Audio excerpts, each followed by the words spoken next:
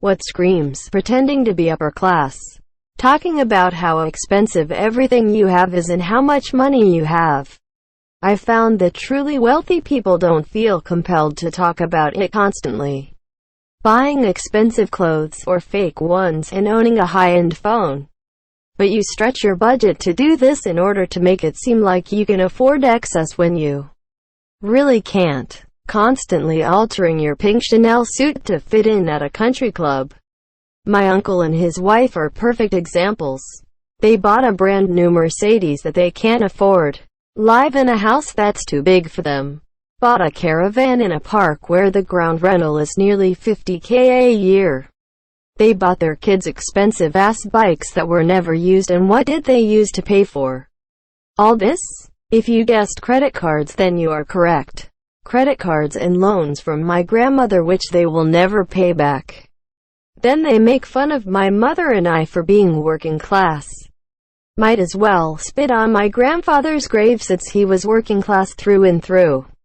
Getting married in a big fat wedding by taking out loans. Borrowing from friends.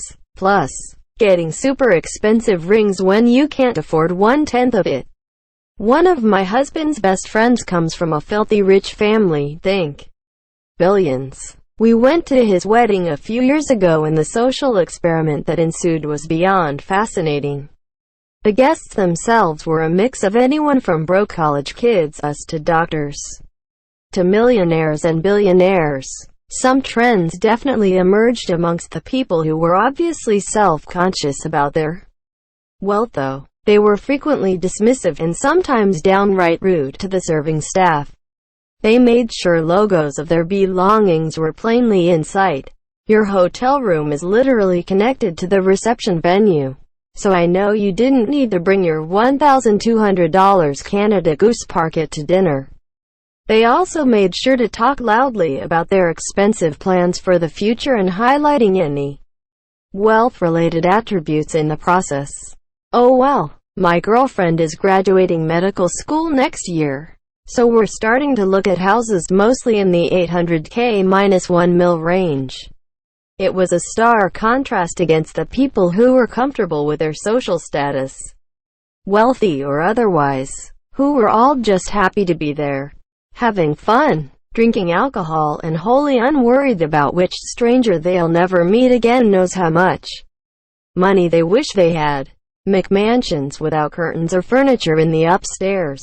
Pronouncing your name okay.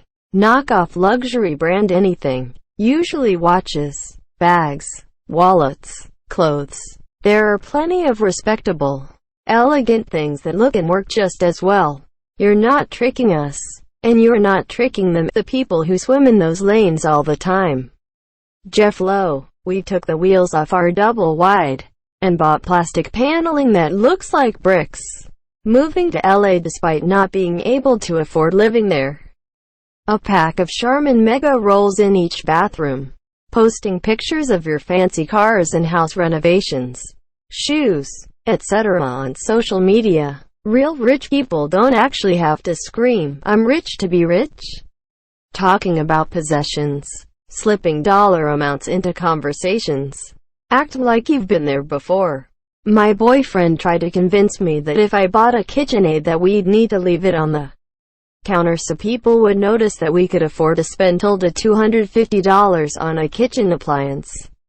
I would love to have one, but I don't bake enough to justify it, and if I ever get one it's going to be stored when I'm not using it because I hate clutter on my counters. Struggling to scrape together the minimum payments on a luxury car. Getting the inheritance. Moving into the dead relative's house all by himself. Buying a big-ass RV and lease a really nice pickup truck he can barely afford. Oh, and also smoking a shit ton if that counts.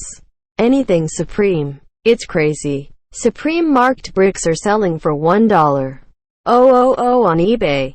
There's a kid at my school who's a walking Supreme advertisement. So much of the stuff he's wearing is branded, and is always bragging about how rich he is. He's not. He just cares enough about looking like it that he's willing to spend money he doesn't have. It's kinda sad, tbh. Definitely buying cars you can't afford. I'm solidly middle class and drive a Ford Focus, don't buy one. They're shit. And a lot of people I work with, that make less than I do, roll in driving big expensive trucks or Mercedes cars. If I can't afford that, I know they can't. I used to be concerned about how I looked dressed when going to a high-end retailer. Now I simply don't care.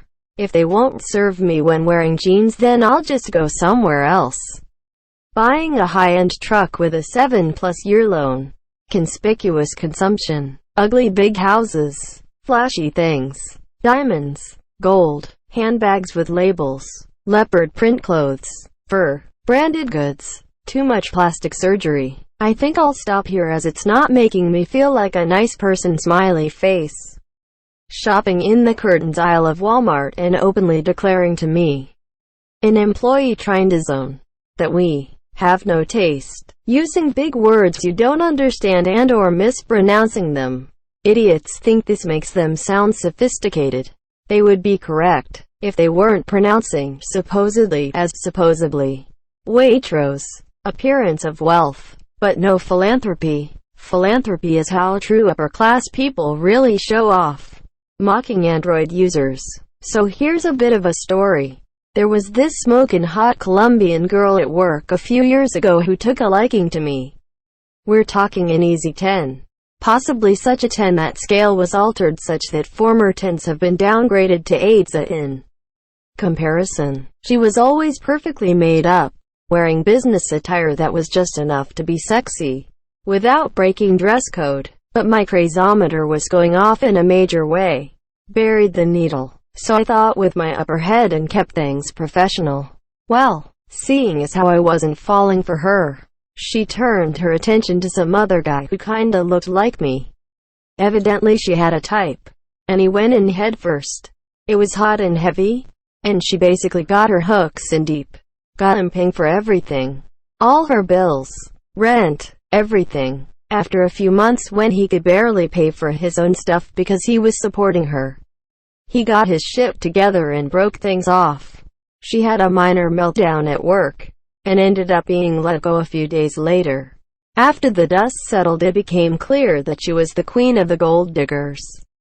She supported a lavish lifestyle, a 5-bedroom house, a Mercedes and a BMW, expensive clothes and jewelry, etc., because she'd managed to bleed every guy she'd ever dated dry.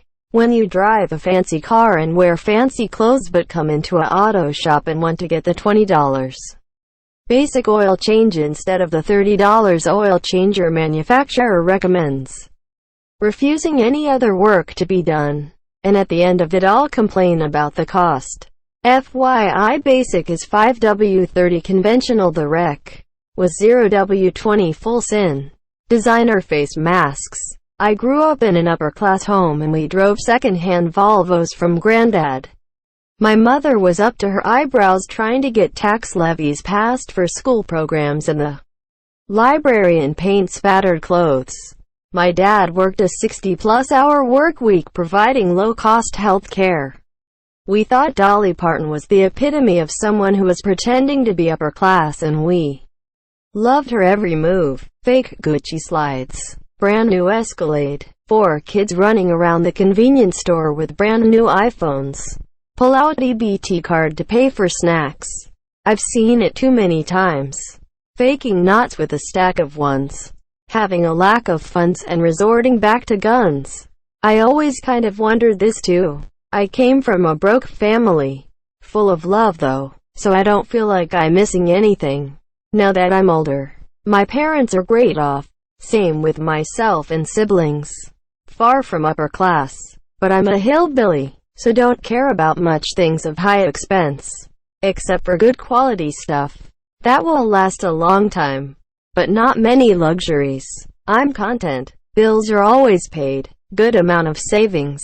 I can take off work for a year if I wanted to and no debt.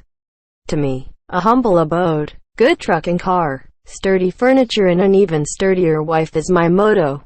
Putting entrepreneur on any social media platform bio. College girls are young professionals with Louis Vuitton bags but drive a beat-up old car. Also people who have fancy cars yet rent crappy-looking apartments.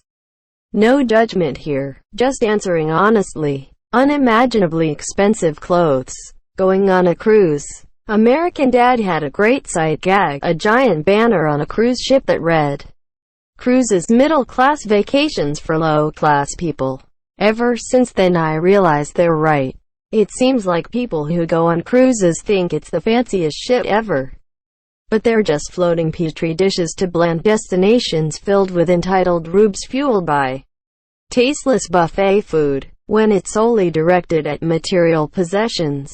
Being upper class is about having class.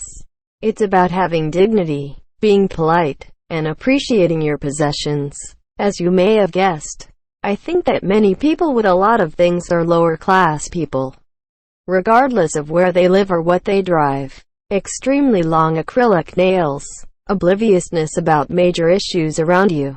This is a bit subtle, but we always imagine that we lived a life devoid of certain intense problems. For e.g., if you went through a messy divorce, you would probably want a life with a spouse to support you. Or, if you lost a loved relative at a young age, you might want to see that relative again, etc. This indirectly affects our everyday lives. If we want something really badly, we basically present ourselves like we do have that thing, even if we don't. And as we know, who are devoid of the problems most people still have? That's right, the rich. I'm not saying rich people are devoid of problems. It's just that rich people don't really suffer from lack of money, unlike the lower classes. So, there are people who complain to others about petty problems for them, like pollution, or dust being collected on the floor or something. I've noticed that people who complain about such problems tend to be a bit more boastful about their wealth. It's not necessarily a bad thing. It's just that they portray a life they want to live involuntarily. Yes, I do that a lot, too. People who refer to their cars by the name of the car. My dad will pick us up in the Mercedes. I definitely knew people who did that as a kid. Drinking Yellow Label Veuve Clicquot. My god, it's not even good. Oh, purse with no money in it. People with everything. High-end, brand-name, Mercedes car. Beats earphones. The latest iPhone, etc. All while they live in a shitty two-bedroom apartment they share with their cousin for the last 5 years, while working a mediocre warehouse job. Always traveling on your Instagram, but working as a coordinator in your office job 90% of the year. Up to your eyeballs in credit card debt with no savings. Traveling is a great way to never have any money. According to the culture of my country, women wearing shit ton of gold jewelries and men wearing blazers, suits everywhere. Even if the temperature is through the roof, it's pronounced bouquet. Okay, Mrs. Bucket. Health insurance. Debt. Canada Goose jackets. Flat-brimmed hats with the stickers still on them. They're an attempt to show that someone can afford new things, and isn't confined to hand-me-downs because of socio-economic status. Mercedes A-Class. BMW 1 Series. Old money or the wealth of prestigious families is never ostentatious, whereas new money or class aspirants imitate fictional depictions of wealth. They're pompous with gaudy emblems as conspicuous as possible on their clothing, accessories, and general appurtenance. It's to appease their vanity. They're gratified by the scrutiny and misconstrued disdain for admiration. Delusional middle-class white women have a propensity to appropriate American vernacular too. They use cis as an endearment and as a pejorative to patronize their perceived inferiors. When you get invited for supper and bring a bottle of wine, but feel obligated to mention it cost $35. Donald Trump. Making sure you have the best of everything. Expensive car. Top-of-the-line everything. Luxury vacations twice a year, while barely living paycheck to paycheck. Subtly working into conversations the expense of things you own. Refusing to eat at a restaurant with less than 4 stars because those other places have trashy customers. Most people that you look at and say, wow, they must be loaded, are likely living beyond their means. Basically anyone talking about how much money they have is pretending. Leasing a luxury car when you can barely afford to pay the insurance, let alone anything else. We don't get anything that scream pretending to be upper class in Australia at the moment. Thanks to our mining sector, at the height of the boom, someone could leave high school, get some tickets, and pretty much walk into a six-figure job on the mines. So the young man driving around in an expensive muscle car while covered in tattoos, slabs of beer in the back, may not be pretending, but could be a cashed-up bogan. People with entry-level BMW and Mercedes vehicles.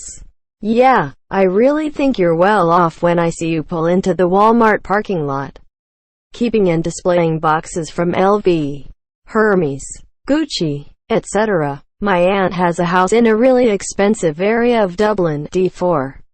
She speaks as if she was born in that posh area. However, we're from a shitty little village in the middle of nowhere in the middle of County Limerick. My uncle and father speak with a local accent. She and her children live off Aldi ready-made meals while she buys expensive designer clothes that spend most of her salary. She also gets my grandfather to pay her rent. Also, her children don't always have shoes that fit them or even are a size too small. They're often tiny on them.